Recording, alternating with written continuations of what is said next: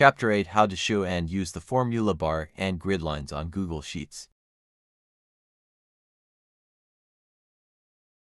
Step 1. Click in a cell and on the long white bar it allows you to enter data in a cell.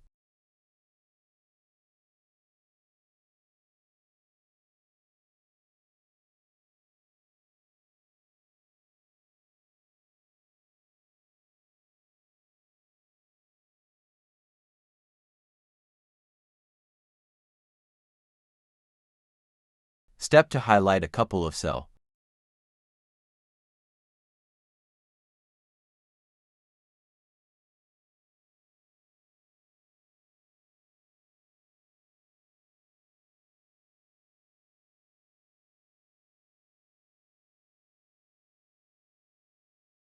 Step 3. Click on Format menu and select Merge Cells and Merge All.